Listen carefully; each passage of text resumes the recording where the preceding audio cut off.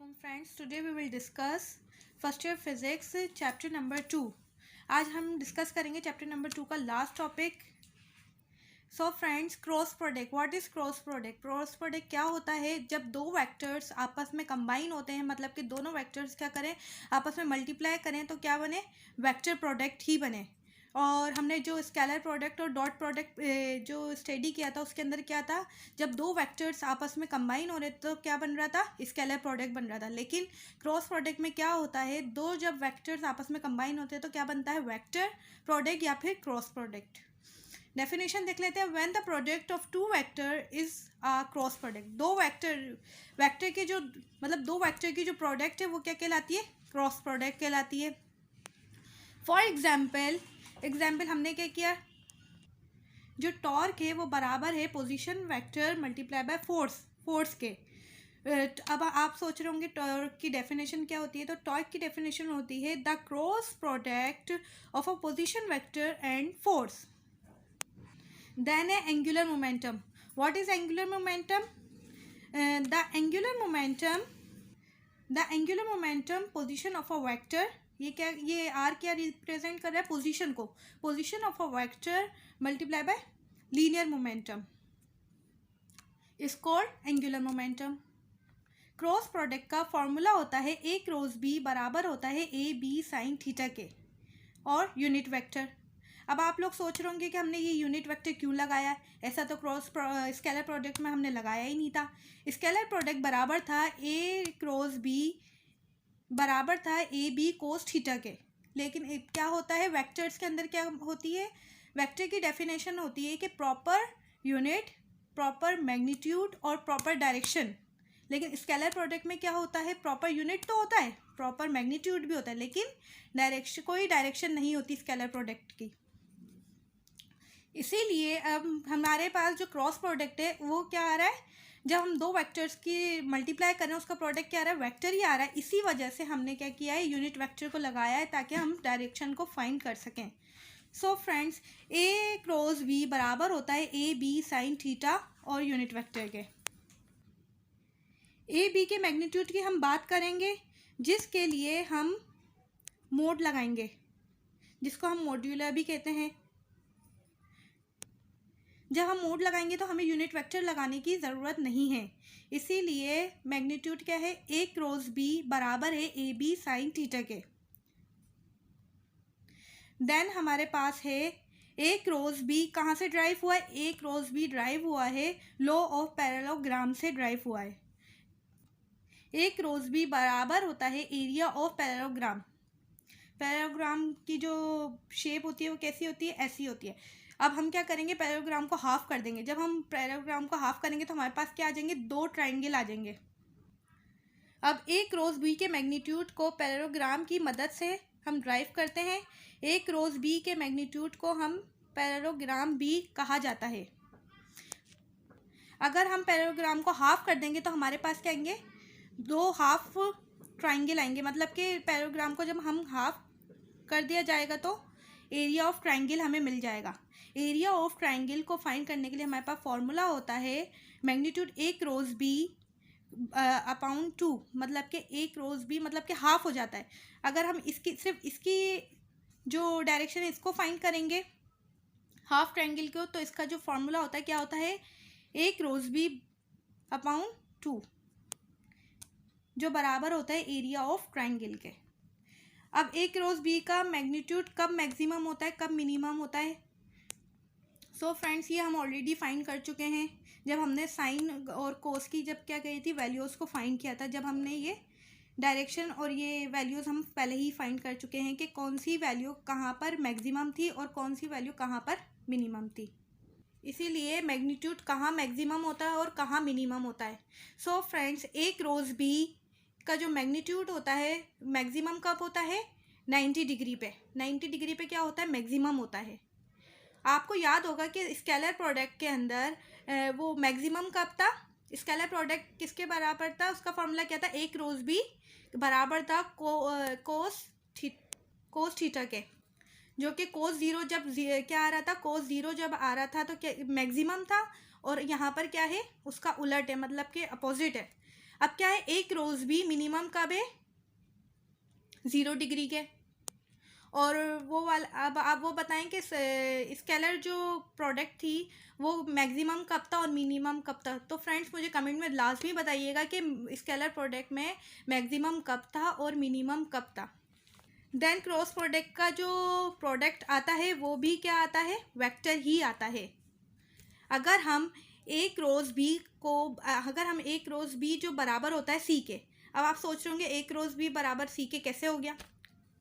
So friends आपको बताया है ना अभी, एक क्रॉस बी का मैग्नीट्यूड क्या है, मैक्सिमम होता है 90 डिग्री पे। अब हमने क्या किया, दो वेक्टर लिए, एक ए वेक्टर लिए, एक बी वेक्टर।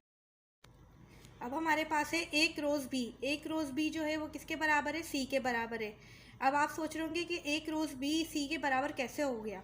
तो फ्रेंड्स क्या है, स्केलर प्रोडक्ट के अंदर हमारे पास क्या हो रहा था, ए क्रॉस बी बराबर हो रहा था ए बी के, लेकिन यहाँ पे क्या हो रहा है, ए क्रॉस बी बराबर हो रहा है सी के। हमने क्या किया, दो वेक्टर बनाए, A vector, B vector and C vector. इनके दरमियान जो एंगल है वो किसका है, 90 डिग्री का एंगल है। ए और बी के दरमियान जो एंगल है वो 90 डिग्री का है, और ए और सी के, ए फिर बी और सी के दरमियान जो एंगल है वो भी क्या है, 90 डिग्री का एंगल है। और उस वेक्टर की जो डायरेक्शन होती है ना, वो अपने ही इंडिविजुअल वेक्टर के मुताबिक ही 90 डिग्री के एंगल पर होती है। अगर मैं कहूँ कि डायरेक्शन हमें फाइंड करनी है तो वो डायरेक्शन किससे फाइंड होती है, राइट हैंड रूल से फाइंड होती है। इसी तरह अब क्या है, बी क्रॉस ए। अब क्या करते हैं हम, पहले हमने क्या किया, राइट हैंड रूल की मदद से हमने क्या किया, ए को बी से क्या करवाया, ए को बी से करवाया तो हमारे पास क्या आया, वेक्टर सी आया। इसी तरह अगर हम बी को ए से करवाएं, मतलब कि अभी क्या है, जो वेक्टर है वो क्या है, अपवर्ड है। अब हम क्या करें, ए को, अब हम बी को ए से करवाएंगे तो हमारे पास क्या आएगा, अब हम बी वेक्टर, बी को ए से क्रॉस करवाएंगे तो हमारे पास क्या आएगा, माइनस सी वेक्टर। अगर मैं बात करती हूँ कि बी से ए, मतलब कि बी से ए की तरफ आती हूँ तो राइट हैंड रूल के मुताबिक थंब जो आएगा वो क्या आएगा, डाउनवर्ड आएगा। जब हम थंब को क्या करेंगे, डाउनवर्ड करेंगे तो हमारे पास जो प्रोडक्ट निकलेगी वो क्या निकलेगी, माइनस सी निकलेगी। इसी तरह हमारे पास क्या आती है, ए क्रॉस बी को, जब ने ए क्रॉस बी को हमने किया तो इक्वल आया था सी के। अब हमने क्या किया, बी को ए से किया, जब हम बी को ए से करेंगे तो हमारे पास क्या आएगी, माइनस सी। अब हम क्या करते हैं, बी को हम सी के पास ले जाते हैं और सी को हम बी के पास ले आते हैं। तो क्या हो जाएगा, अब जो बी होगा वो क्या आ जाएगा, माइनस बी क्रॉस ए बराबर हो जाएगा सी के। अब हम कंसिडर कर लेते हैं, अब हम क्या करेंगे, कंपेयरिंग करेंगे। हम कंसिडर करते हैं ये इक्वेशन 1 है और ये इक्वेशन 2 है। अब हम क्या करेंगे, इन दोनों इक्वेशंस को हम क्या करेंगे, कंपेयर करेंगे। जब हम इन दोनों इक्वेशंस को क्या करेंगे, कंपेयर करेंगे तो हमारे पास आएगा, देखें इक्वेशन 1 क्या है, ए क्रॉस बी। देन हमारे पास क्या है सेकेंड इक्वेशन में, माइनस बी क्रॉस ए, तो हमने क्या लिख दिया, माइनस बी क्रॉस ए। इसी तरह ए क्रॉस बी बराबर है माइनस बी क्रॉस ए के। ये क्या करता है, जो क्रॉस प्रोडक्ट है वो क्या करता है, वो कम्यूटेटिव लॉ को ओबे नहीं करता। क्यों नहीं करता, कम्यूटेटिव लॉ जो बराबर होता है ए डॉट बी बराबर होता है बी डॉट ए के, लेकिन ये क्या है, ए डॉट मतलब कि ए क्रॉस बी बराबर है माइनस बी क्रॉस ए के। इसी तरह हम क्या करते हैं, यूनिट वेक्टर की तरह हम डायरेक्शन फाइंड करते हैं यूनिट वेक्टर की मदद से। हमने क्या किया, एक्स एक्सिस लिया जो कि हमने आई कंसिडर किया था, वाई एक्सिस लिया जो कि हमने जे कंसिडर किया था, के एक्सिस लिया जो कि हमने जेड एक्सिस कंसिडर किया था। तो अब हम क्या करते हैं, आई को जे से करते हैं, मतलब कि एंटी क्लॉकवाइज हम मूव करेंगे, एंटी क्लॉकवाइज। हमने जब एंटी क्लॉकवाइज मूव करेंगे तो आई को जे से क्रॉस करवाएंगे तो हमारे पास आंसर क्या आएगा, के। अगर हम जे को के से करवाएंगे तो हमारे पास आंसर क्या आएगा, आई। इसी तरह हम आई को, अगर हम के को आई से करवाएंगे तो हमारे पास क्या आएगा, आंसर जे। अब ये क्या है, ये कौन सी डायरेक्शन जा रही है, एंटी क्लॉकवाइज डायरेक्शन जा रही है। इसी तरह अब हम क्या करते हैं, क्लॉकवाइज जाते हैं। अगर हम क्लॉकवाइज जाएंगे तो वैल्यू किस में आएगी, माइनस में आएगी। अब हमने क्या किया, जे को क्रॉस करवाया आई के साथ, तो हमारे पास क्या आंसर है, माइनस के। फिर हम क्या करेंगे, जे को क्रॉस करवाएंगे के साथ, तो हमारे पास आंसर क्या आएगा, माइनस आई। देन हम के को आई के साथ करवाएंगे तो हमारे पास आंसर क्या आएगा, माइनस जे। सो फ्रेंड्स, अब हम अगर एंटी क्लॉकवाइज जाएंगे तो हमारे पास जो वैल्यू आएगी वो पॉजिटिव में आएगी, और अगर हम क्लॉकवाइज जाएंगे तो हमारे पास वैल्यू जो आएगी वो नेगेटिव में आएगी। आई होप आपको ये लेक्चर पसंद आया होगा। सो फ्रेंड, एक दफ़ा और रिवाइंड कर लेते हैं ताकि अच्छे से समझ आ जाए। हमने क्या किया था, क्रॉस प्रोडक्ट को रीड किया था हमने। जो क्रॉस प्रोडक्ट होता है, अगर हम वेक्टर को वेक्टर से मल्टीप्लाई करते हैं तो हमारे पास प्रोडक्ट भी क्या आता है, वेक्टर प्रोडक्ट ही आता है, जिसको हम वेक्टर प्रोडक्ट को हम क्रॉस प्रोडक्ट भी कहते हैं। जैसे कि स्केलर में आया था, स्केलर में क्या आया था, हमने वेक्टर को वेक्टर से मल्टीप्लाई किया था तो हमारे पास क्या आया था, स्केलर आया था। इसी तरह अगर हम क्रॉस में ये करेंगे तो हमारे पास क्या आएगा, वेक्टर प्रोडक्ट आएगा, या फिर जिसको हम क्रॉस प्रोडक्ट भी कहते हैं। क्रॉस प्रोडक्ट की एग्जाम्पल है टॉर्क, जो कि बराबर टॉर्क बराबर था पोजीशन वेक्टर अपॉन फोर्स के, और एंगुलर मोमेंटम बराबर था position vector upon linear momentum. Then हमारे पास जो फॉर्मूला था क्रॉस प्रोडक्ट का वो क्या था, ए क्रॉस बी बराबर था ए बी साइन थीटा, और यूनिट वेक्टर इसलिए लगाया है क्योंकि वेक्टर के अंदर हम क्या करते हैं, डायरेक्शन भी फाइंड करते हैं। अब ए क्रॉस बी बराबर है ए बी साइन थीटा के, यहाँ पर क्या है, हमने मूड लगा दिया जिसकी वजह से हम डायरेक्शन को शो नहीं करेंगे। देन हमारे पास है ए क्रॉस बी बराबर है एरिया ऑफ पैरेललोग्राम के, और पैरेललोग्राम के जो शेप है वो इस शेप की वजह से ये क्या कहलाता है, पैरेललोग्राम कहलाता है। अगर हम एरिया ऑफ ट्राइंगल फाइंड करेंगे तो हम क्या करेंगे, इसको हाफ कर देंगे, जिसकी वजह से हमारे पास क्या आ जाएगा, ए क्रॉस बी अपॉन 2 आ जाएगा। क्या आ जाएगा, ए क्रॉस बी अपॉन 2। अब हमने यहाँ पे यूनिट वेक्टर इसलिए नहीं लगाया क्योंकि यहाँ पर हमने मूड लगाया हुआ है जो कि डायरेक्शन को भी शो कर रहा है। देन हमने पढ़ा था कि ए क्रॉस बी मैक्सिमम कब होता है और मिनिमम कब होता है। ए क्रॉस बी मैक्सिमम होता है 90 डिग्री पे, और ए क्रॉस बी मिनिमम होता है 0 डिग्री पर।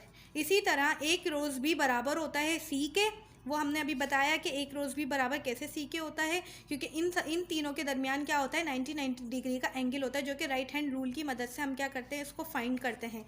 देन हमारे पास होता है बी क्रॉस ए बराबर होता है माइनस सी के, क्योंकि हम क्या कर देते हैं, राइट हैंड रूल को हम क्या कर देते हैं, जो थंब होता है उसको डाउनवर्ड ले जाते हैं। देन हमने क्या किया, इसको इक्वेशन 1 कंसीडर किया, इक्वेशन 2 कंसीडर किया।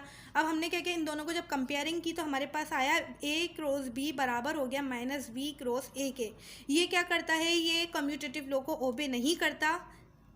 देन हमारे पास क्या है, हमने एक यूनिट वेक्टर की तरह हमने 3 डायरेक्शन ली, एक्स वाई एंड जेड, जो कि हम शो करते हैं आई जे एंड के। हमने क्या किया, उसको एंटी क्लॉकवाइज और क्लॉकवाइज हमने क्या किया, इसकी वैल्यू को फाइंड किया। एंटी क्लॉकवाइज जो भी वैल्यू आएगी वो पॉजिटिव में आएगी, और क्लॉकवाइज जो भी वैल्यू आएगी वो नेगेटिव में आएगी। आई होप आपको मेरा ये लेक्चर पसंद आया होगा। सो फ्रेंड्स, अब मेरी वीडियो को लाइक करें, कमेंट करें, और मेरे चैनल को सब्सक्राइब करें, और मुझे कमेंट में बताएं कि आपको मेरा लेक्चर कैसा लगा, और मुझे क्वेश्चंस भी बताएं कि ये एंटी क्लॉकवाइज और क्लॉकवाइज में मतलब कि जो एंटी क्लॉकवाइज है वो पॉजिटिव क्यों है और क्लॉकवाइज है वो नेगेटिव क्यों है। अल्लाह हाफ़िज़।